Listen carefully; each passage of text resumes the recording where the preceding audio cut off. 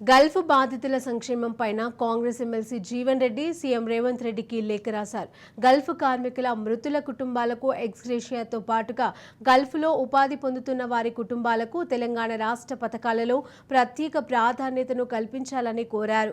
ఈ లేఖలో ఉమ్మడి రాష్ట్రం నుండి ప్రత్యేకంగా తెలంగాణ జిల్లాల నుండి నిరుద్యోగ యువత ఉపాధి నిమిత్తం గల్ఫ్ దేశాలపైన ఆధారపడటం సహజంగా వస్తోందని, ఒక విధంగా చెప్పాలంటే దాదాపుగా 10% వరకు నిరుద్యోగ యువకులు ఉపాధి నిమిత్తం గల్ఫ్ దేశాలపైనే ఆధారపడుతున్నారని చెప్పారు.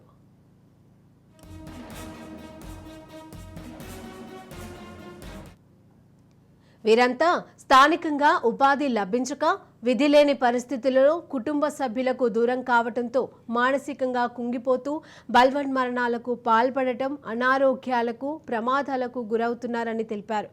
ఈ పరిస్థితులలో ఇటువంటి కుటుంబాలను ఆదుకొనుట ప్రభుత్వ బాధ్యతగా భావించక తప్పదని అన్నారు. వాస్తవంగా ఒక విధంగా చెప్పాలంటే తెలంగాణ రాష్ట్రం నుండి దాదాపుగా 15 లక్షల కుటుంబాల పైన గల్ఫ్ దేశాలలో ఉపాధి పొందుతున్నట్లుగా భావించిన వారి నుంచి కనీసం 18,000 కోట్లు ఆర్థికంగా రాష్ట్ర ప్రభుత్వానికి ఆదాయం సమకూరుతోందని ఈ లేఖ ద్వారా తెలియజేశారు.